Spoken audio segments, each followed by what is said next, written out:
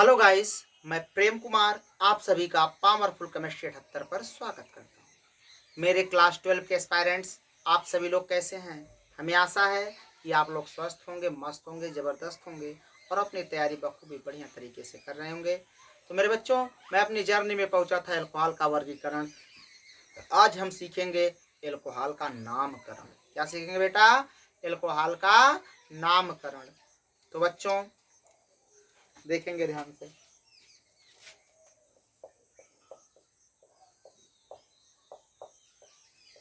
Alcohol का नामकरण,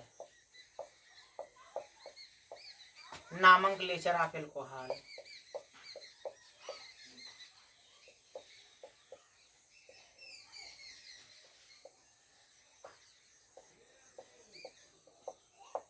नामंक्लेचर of alcohol, एल्कोहलों का नामकरण। तो मेरे बच्चों जानते रहे एल्कोहलों के नामकरण की दो पद्धति होती है। एल्कोहलों के नामकरण की दो पद्धति होती है। पहला है सामान्य या निरर्थक पद्धति। सामान्य या निरर्थक पद्धति।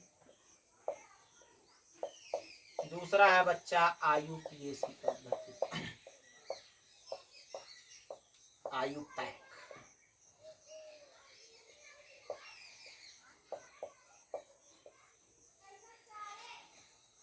एल्कोहलों के नामकरण की दो पद्धति है। पहला है सामान्य या निरर्थक पद्धति, दूसरा है आयुपीएसी पद्धति।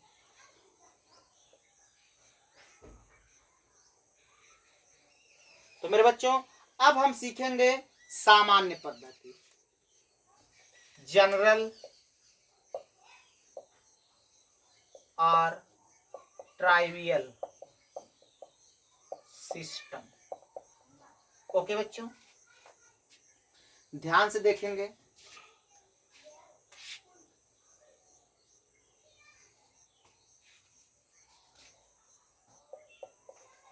सामान्य पद्धति क्या होती है, इससे नामकरण कैसे किया जाता है,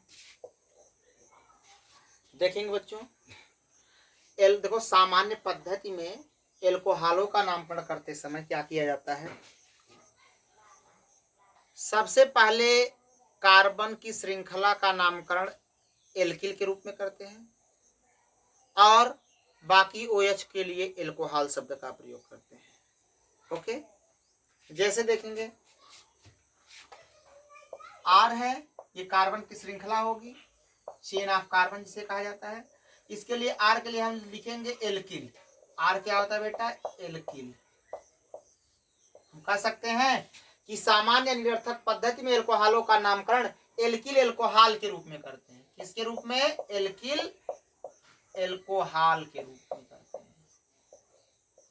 आर का मतलब एल्किल ग्रुप, एल्कोहल हो गया।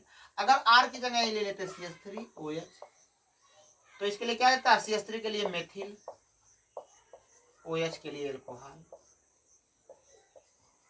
हो जाता है मेथिल एल्कोहल। आगे देखें बेटा, CH3 CH2OH, propyl alcohol.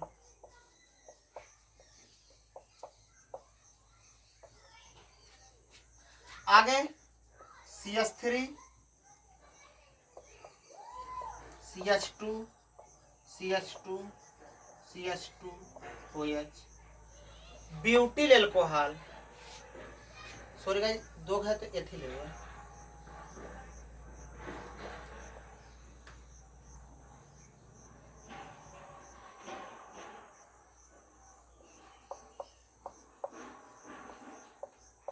Butyl alcohol.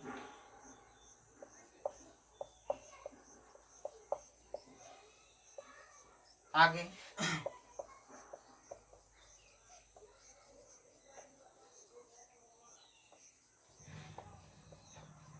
पांच कार्बन है तो पेंटिल एल्कोहल।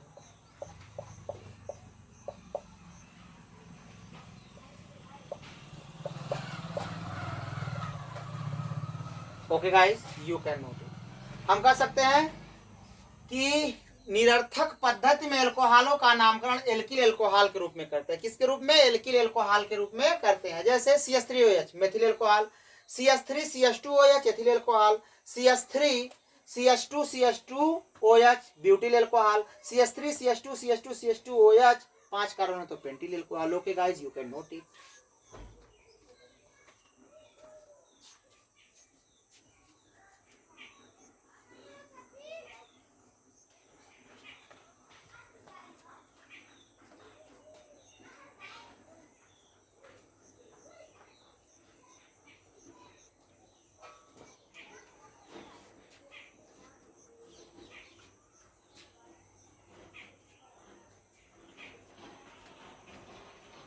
देखेंगे बच्चा नेक्स्ट। अगला नामकरण होगा IUPAC नामकरण।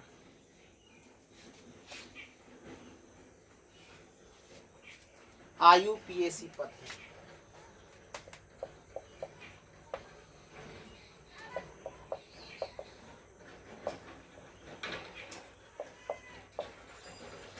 देखेंगे बच्चों। ऐसा कार्बनिक यौगिक जिसमें क्रियात्मक समूह OH लगा होता है, यहाँ बांड इसे बोला जाता है। यहाँ जो डैश की तरह देख रहे उसे बांड बोला जाता है। कह सकते हैं ऐसा कार्बनिक यौगिक जिसमें क्रियात्मक समूह OH लगा होता है तो उसे हम एल्कोहल कहते हैं। इसका सामान्य सूत्र CnH2n+1OH होता है तथा इसका अनुलग्न, क्या बेटा? अनुलग्न।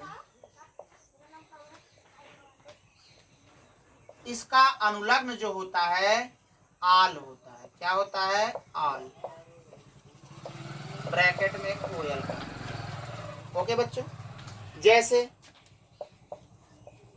CH3OH एक कार्बन के लिए यूज होता है मेथ, सिंगल बॉन्ड N, OH के लिए आल, मेथेनॉल।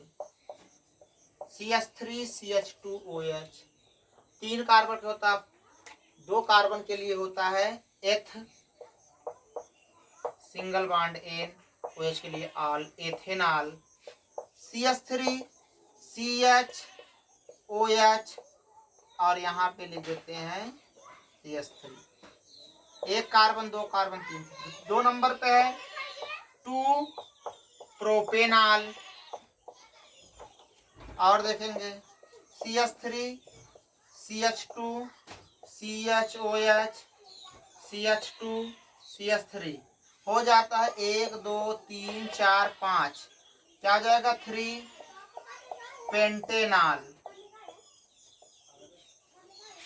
आगे देखेंगे CH3 CH2 CH2OH हो जाएगा प्रोपेनॉल। आगे देखेंगे CH3 CH2 CH2OH 4 कार्बन के लिए ब्यूट यूज होता है, हो जाएगा butanol. Okay guys, you can note it.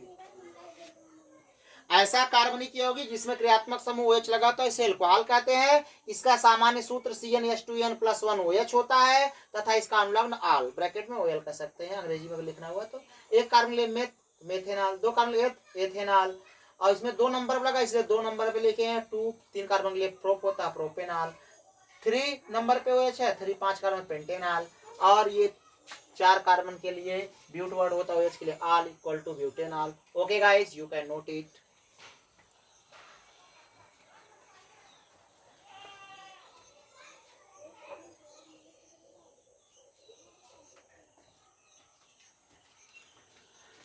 Okay बच्चों, आज बस इतना ही। इसी तरह से बने रहिए पावरफुल केमिस्ट्री 78 पर, और अपने दोस्तों को शेयर करना, सब्सक्राइब करना, लाइक करना और कमेंट करना बिल्कुल ना भूलें। So thanks, all the best, best of luck.